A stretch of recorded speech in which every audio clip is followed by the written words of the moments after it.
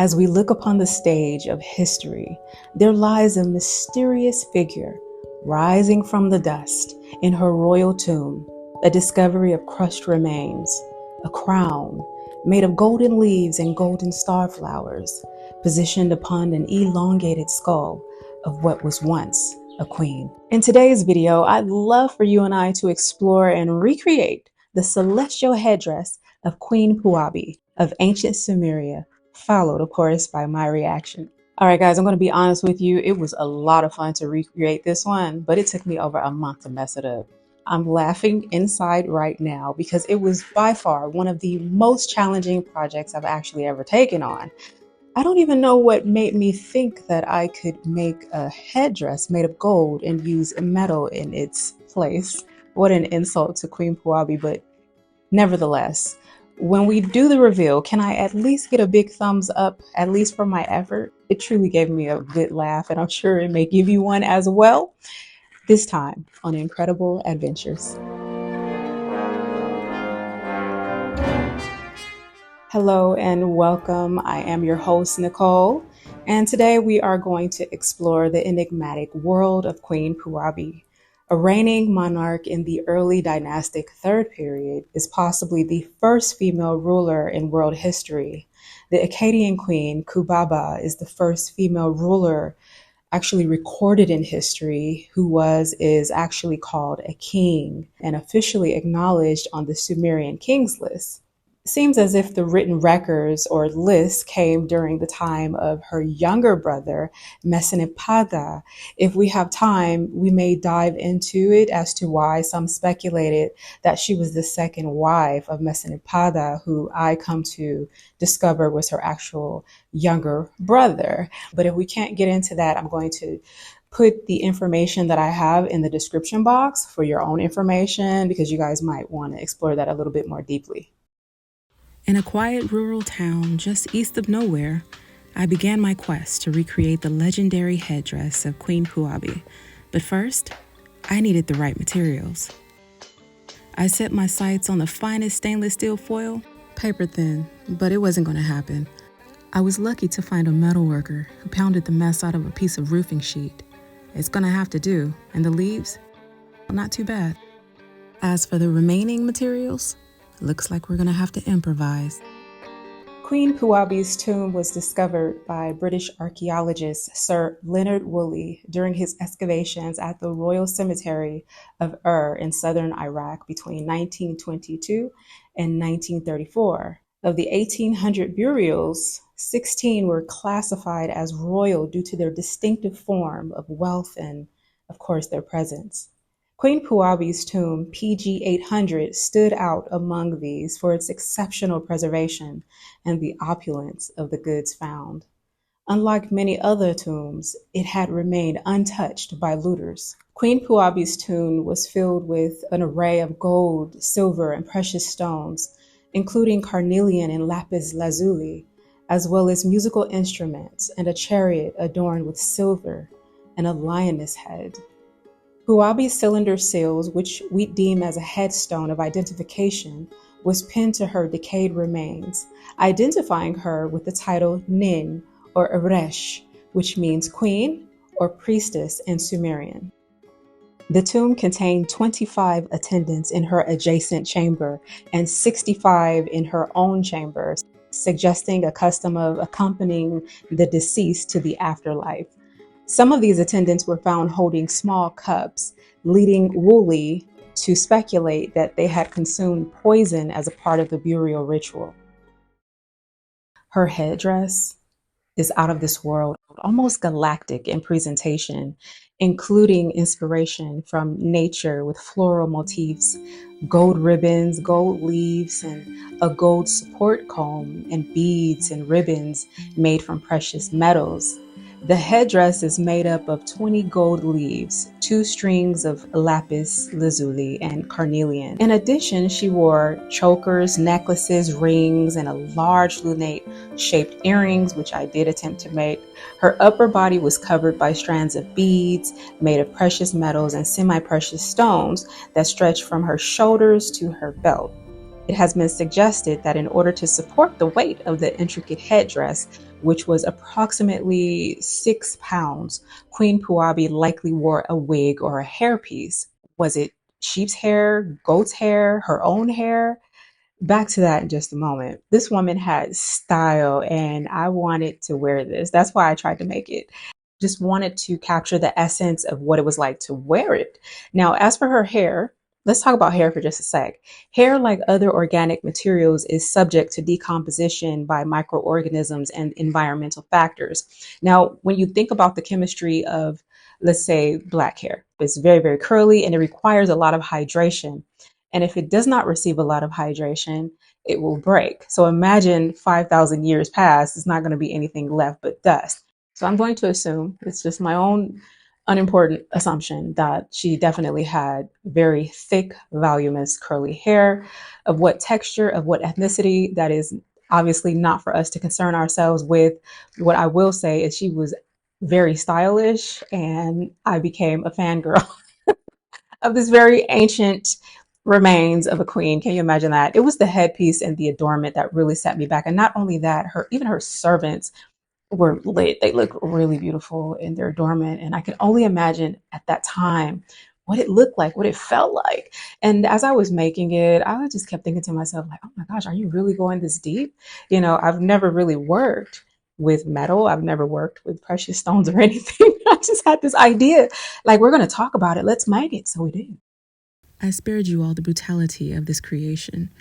I just couldn't allow you to see the moments when it all came apart. Yeah, after traveling and nursing it like something sacred, and then, just like that, total failure. But I survived. I'm okay. Cutting into that metal roofing sheet was a waking nightmare. Sharp edges and the screaming steel. I'm most certain that gold does not behave like this. Still, I shaped each leaf and hammered them into form, one by one. The starflowers, they gave me hell, but I refused to give in. Bit by bit, I found my rhythm and sewed each ring and affixed each leaf. My own version of Queen Puabi's headdress was born not in elegance, but in sweat and pure vanity. Now for some interesting facts. The ancient Sumerians developed one of the world's first writing systems called cuneiform, built city-states like Uruk and and had a rich culture with religion, law, mathematics, technology, and monumental architecture. The Sumerian city-states were often at war with one another. Whoever won ruled. The Sumerians were famously developed and were quite fond of beer.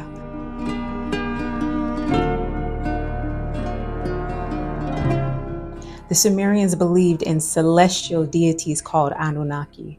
The word Anunnaki roughly means those of royal blood or princely seed. In the Sumerian text, the Anunnaki were considered gods and goddesses who created and controlled nature, and who created and controlled human affairs.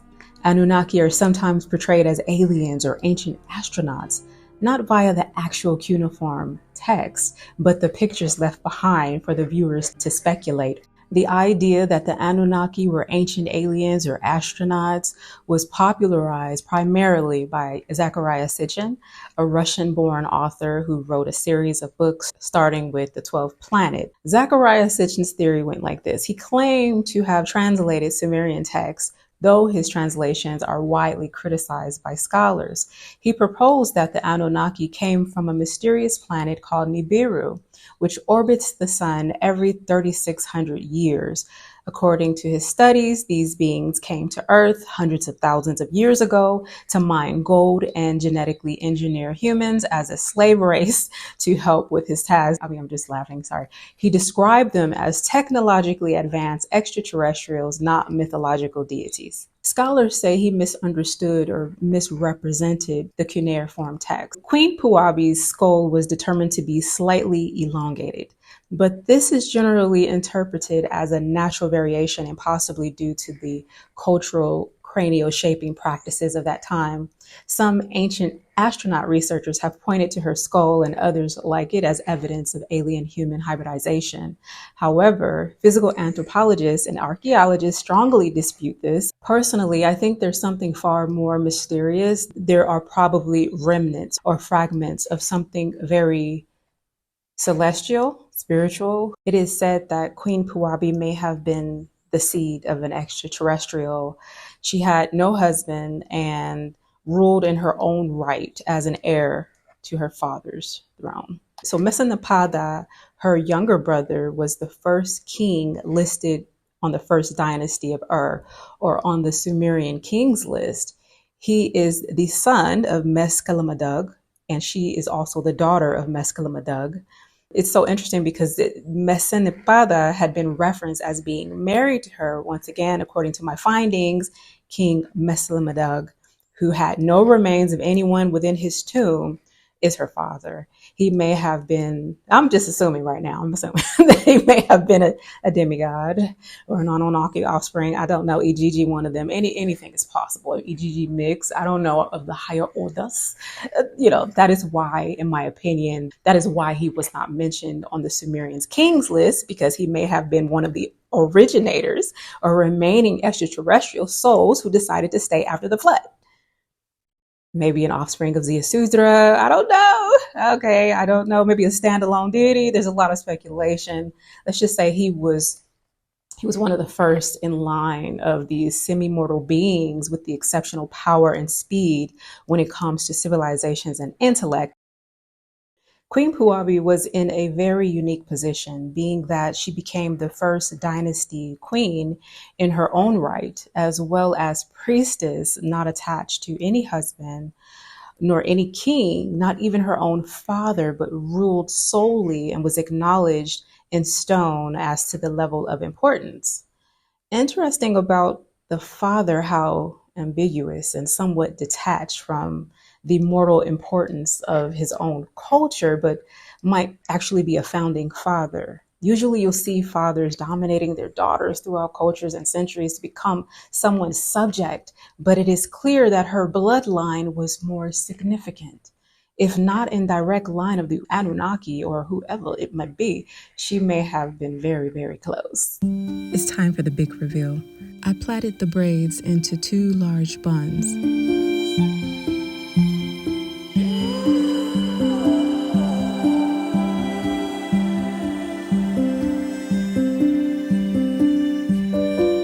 I used a black t-shirt to wrap around the buns to resemble the wig. Instead of using the metal roofing sheets as ribbons on my neck, I decided to go with the golden string. That way we don't have any issues with tying it.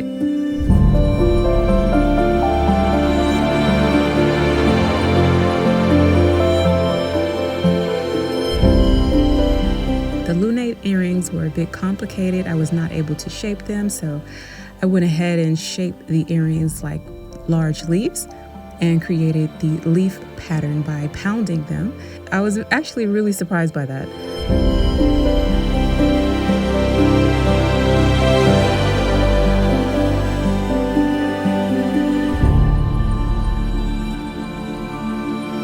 And now we're going to apply the gold rings. Now this was a little complicated, guys, because as you can see, the gold rings are suspended on the sides of her head. And so I thought that maybe if I sewed them on the side of the fabric, maybe that would work, but not so much, guys. I'm going to stop it in just a sec, and I'm just going to affix it naturally. And we'll see how it all turns out in just a bit.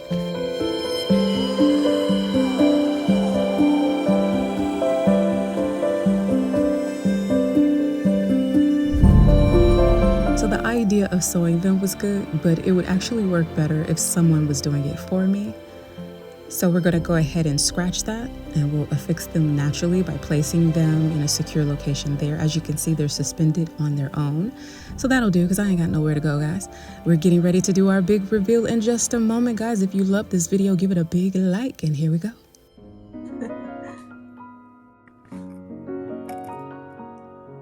Wow.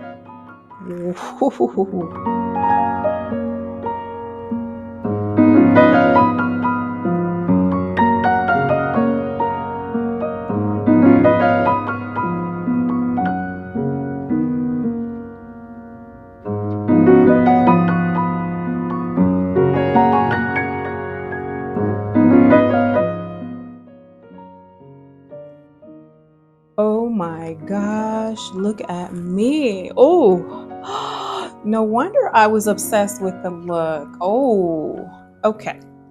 Wow, I can only imagine what it looked like with gold. Ooh la la. Ooh, I can get used to this. The star flowers, that's what I call those. The star flowers gave me that work. I've actually never really been good at creating stars, whether drawing. I can remember even in grade school, honey, stars were just not my thing. I don't even know why. I tried by cutting little triangles and trying to position them together. It was a hot mess. But overall, I really like this look. Gosh, I want to walk around like this every day. So I actually feel rather magnificent. I feel out of this world. It's very galactic. Ooh.